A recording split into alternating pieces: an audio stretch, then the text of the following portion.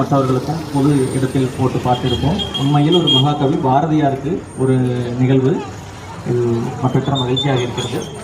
பாரதி என்று கூறியவுடன் ஒரு 3 வகையாக நான் பிரித்துக் கொள்ளலாம் என்று நினைக்கிறேன். மொழி, அவனுக்கு பாரதியாருக்கு மிகவும் பிடித்தது மொழி, இந்த நாடு, இந்த நாட்டு மக்கள். ஆனால் இந்த 3லும் அவருக்குரிய அங்கீகாரம் கிடைத்ததா, அவருடைய சிந்தனைகள் அவர் வாழ்ந்த காலத்தில் அது மதிக்கப்பட்டதா என்றால் அது பெரும் கேள்விக்குறியாகத்தான் இருக்கும். ஐயா அவர்கள் சொன்னது போல வருவது உணரும் தீர்க்கதரிசியாகவே வாழ்ந்துவிட்டு போனவர், ஒப்பாரும் மிக்காரும் இல்லாதவர் பாரதியார்.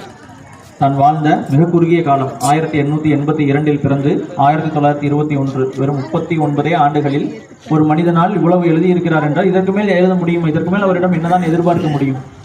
இந்த காலகட்டத்திலேயே இவ்வளவும் 14 மொழிகள் அவருக்கு தெரியும். மொழி என்கிற அடிப்படையில் மொழியில் புதுமையை புகுத்தியவர். அவர் நினைத்திருந்தால் அவருக்கு தெரிந்த மொழியை படித்து பெரும் பண்டிதராக கவனி வந்திருக்கலாம். ஆனால் அப்படியெல்லாம் அவர் செய்யவில்லை. பல்லு பாடினார். ஆடுவோமே பல்லு பாடுவோமே ஆனந்த சுதந்திரம் அடைந்து விட்டோம் என்று சுதந்திரம் அடைவதற்கு முன்பே பல்லு இலக்கிய வடிவம், அதாவது இலக்கிய வடிவத்தில் வெண்பா ஆசிரியப்பா என்ற இருந்த காலத்தில் பல்லு வடிவத்தில் பாடினார்.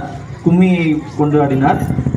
அந்நிய நாடுகளில் இருக்கின்ற புதுக்கவிதை என்கிற தமிழில் என்று நாம் பேசுகிற புதுக்கவிதை என்கிற வடிவத்திற்கு வித்திட்டவர் பாரதி.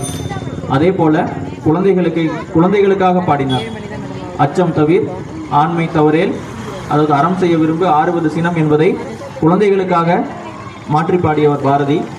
ஓடி விளையாடு பாப்பா, நீ ஓய்ந்திருக்கல் ஆகாது பாப்பா, கூடி விளையாடு பாப்பா, ஒரு குழந்தையை வையாத பாப்பா என்று ஒரு குழந்தைக்கு முதன்மை கொடுத்து எத்தனை கவிஞர்கள் பாடினார்கள், அப்படி பாடியவர் பாரதி.